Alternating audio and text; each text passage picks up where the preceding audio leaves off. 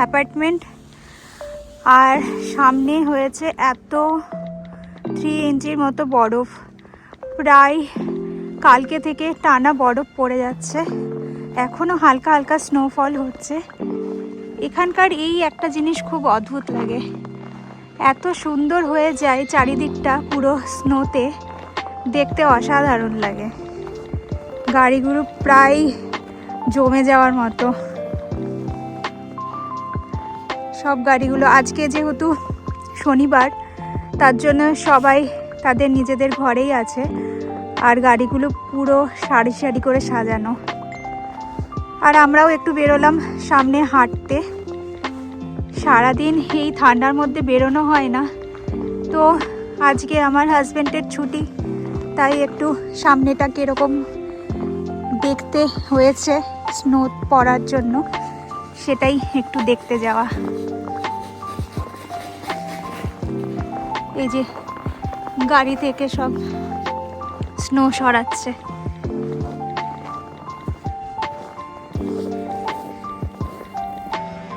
কত সুন্দর পাতার উপর টুপির মতো বরফগুলো হয়ে গেছে, কি সুন্দর লাগছে।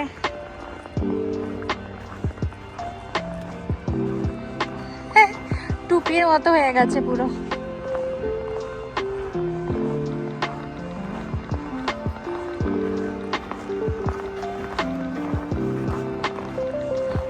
সাদা বরফ, তার সাথে সাদা বাড়ি, কি দারুণ লাগছে। পুরো সাদা বাড়ি, আলাদাই সৌন্দর্য।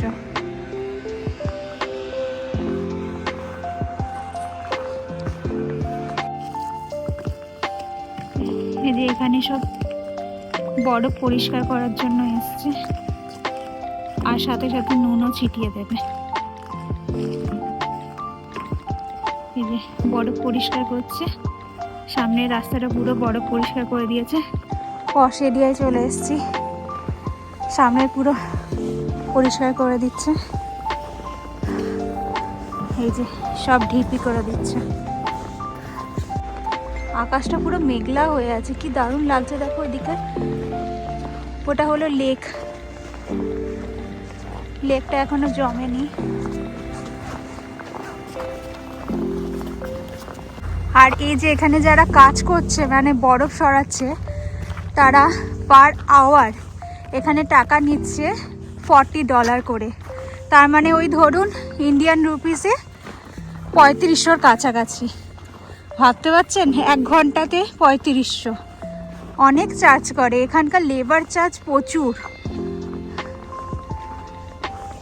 পুরো মানে অন্যান্য যেগুলো জব থাকে তারগুলোও কম থাকে, কিন্তু এখানে লেবার চার্জ, যদি কোনো কিছু লেবার রাখা হয় তার চার্জ পুরো ডবল হয়ে যায়। তো আমরা এখন আগিয়ে যাচ্ছি লেক গার্ডেন, না লেক গার্ডেনের দিকে, লেক পার্কের দিকে। হালকা হালকা স্নো পড়ছে এখন, বেশ সুন্দর লাগছে এটা। এই বাড়িটা দেখুন কত সুন্দরভাবে বানানো।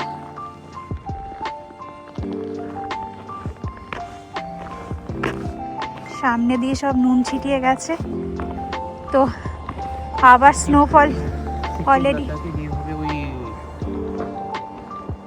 পতাকা লাগানো হয়, ওই যে ওইরকম পতাকা কেউ লাগিয়ে দিয়েছে, কোনো ইন্ডিয়ানই হবে। হ্যাঁ, দেখতে পাচ্ছেন আপনারা? দাঁড়ান দেখাচ্ছি। সিকিম লাগাতে থেকে যেই পতাকাগুলো ওড়ে, এটা ঠাকুরের কিছু একটা বৌদ্ধ ধর্মের, তো ওখানে পুরো ভর্তি থাকে। এখানে কোনো ইন্ডিয়ান এসে লাগিয়ে গেছে।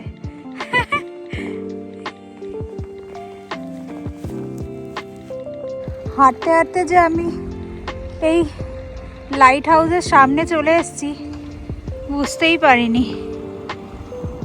চারিদিকে এতটাই সাদা হয়ে গেছে।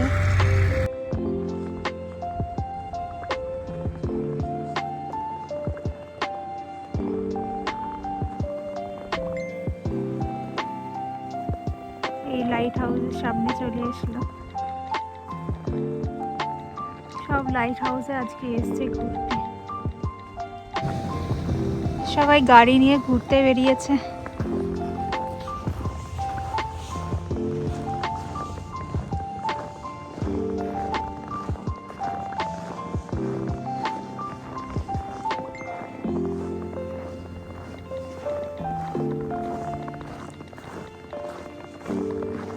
তো আজকে আমরা ফাইনালি লাইট হাউসে আমরাও ঘুরতে যাচ্ছি। তো দেখা যাক, অনেকজনেই এসছে লাইট হাউসে ঘুরতে। লাইট হাউসের ওপরে গিয়ে কীরকম দৃশ্য তোমাদেরও দেখাচ্ছি। এই যে এটা হলো লাইট হাউসের আউটসাইড।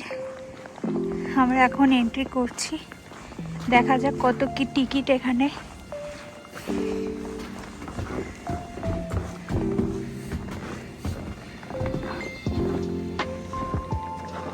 কিরকম স্নো হচ্ছে, চলো তাহলে যাওয়া যাক।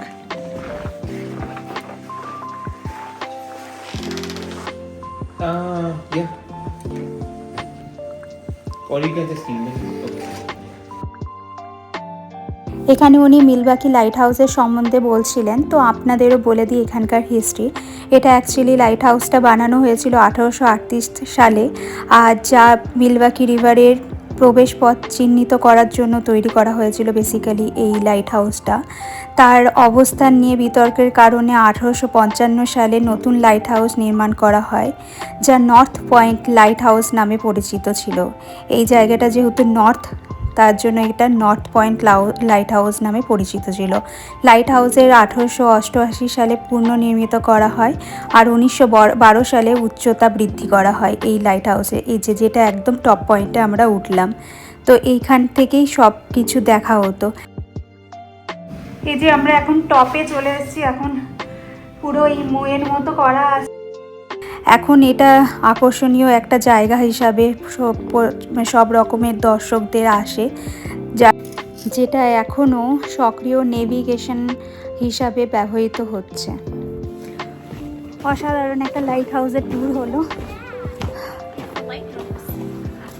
আমি এই প্রথমবার এলাম এই মিলওয়াকি লাইট হাউসে। তো হালকা হয়ে এসছে স্নোটা এখন। তো আজকে অনেকজনাই আসছে লাইট হাউসে। লাইট হাউসের টিকিট নিল পার হেড $8 করে, মানে দুজনা $16 লাগলো। আর ট্যুর গাইড যেটা দিল সেটা কমপ্লিমেন্টারি ছিল, তো সেটার জন্য কোনো টাকা লাগেনি। আর এটা ওই 4টে পর্যন্ত খোলা আছে, তো উইকেন্ডসেই এটা খোলা থাকে, উইকডেজে এটা খোলা থাকে না। এই হলো লাইট হাউস। আমরা একদম টপে গিয়েছিলাম, বেশ ভালোই। আগেকার দিনে কীরকম কীভাবে হতো সেগুলো সব বলা আছে। তো আমরা এখন বাড়ির দিকে এগিয়ে যাচ্ছি। এই উইন্টারে স্নোফল পড়াতে সব রাস্তাই প্রায় একই রকম লাগে, চারিদিকটা সাদা হয়ে থাকে আর বাড়িগুলো প্রায় একই রকমের দেখতে লাগে। তাই মনে হয় আমরা তো এই সাইনবোর্ড দেখে আমাদের এখন অভ্যস্ত হয়ে গেছে কোন দিকে যাচ্ছি না যাচ্ছি। সকালে শুধু ব্রেকফাস্ট করে বেরিয়ে এসেছি, এখন গিয়ে আমাকে আবার রান্না করতে হবে। এখন বাসছে প্রায় 3টে, ঘুরতে ঘুরতে অনেকটা টাইম হয়ে গেল। এখন গিয়ে রান্না করব, স্নান করব, তারপর খাওয়া দাওয়া করব। তো অনেকটা লেট হয়ে গেল আজকে। তো ভালো মজা হলো, কারণ এখন স্নোফলটা প্রায় বন্ধ হয়ে গেছে, আবার হবে, সারাদিনই আছে, কিন্তু এখন একদম একদম হালকা হালকা পড়ছে আর হাওয়াটা একটু বেশি জোরে হচ্ছে। এই যে আমাদের অ্যাপার্টমেন্টের পেছন দিক, এটা এক ধার দিয়ে গেলাম, আবার শুরু হয়ে গেছে স্নো। এই বললাম পড়া বন্ধ হয়েছে, বাট আবার শুরু হয়ে গেছে।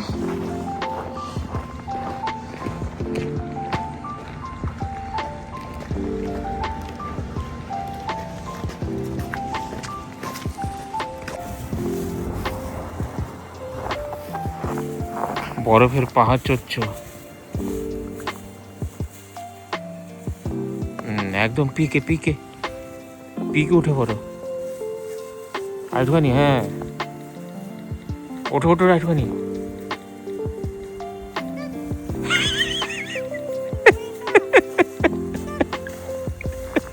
হয়তো তখনই বলছিলাম হাঁটু অবধি আসবে। এই যে মুখে আমার অ্যালার্জি বেরিয়ে গেছে।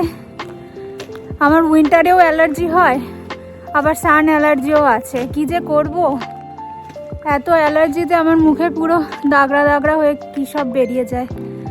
ঘরে কিছু চিংড়ি ছিল, তো ভাবলাম আজকে আমি চিংড়ির বিরিয়ানি বানিয়ে নিই, কারণ এটা একটু তাড়াতাড়িও হয় আর রায়তা দিয়ে খেতে বেশ সুন্দর লাগে। তো আগে তো চিংড়ির মালাইকারি বা চিংড়ির বিভিন্ন রকমের গ্রেভি বানানো হতো, তো চিংড়ির পোলাও আর বিরিয়ানিটা ছোটোবেলায় অত বেশি খাওয়া হয়নি। মা যখনই বানাতো তখনই মালাইকারি বা চিংড়ি সর্ষে বা চিংড়ি বিভিন্ন রকমের গ্রেভি এইসব দিয়েই খাওয়া হতো। তো আজকে যেহেতু পোলাও বানাচ্ছি, তো সেজন্য পুরোটাই ঘিয়ে বানিয়ে নিলাম। তো চিংড়িগুলো প্রথমে ভেজে নিয়েছিলাম, তার মধ্যে আবার একটু দই দিয়ে মশলাপাতি দিয়ে সব কষিয়ে নিলাম আর একটু বিরিয়ানি এসেন্স মিশিয়ে দিলাম। ব্যাস আমার আজকের হয়ে গেল। চলো খেয়ে নেওয়া যাক, দেখা হবে আবার নেক্সট ভিডিওতে।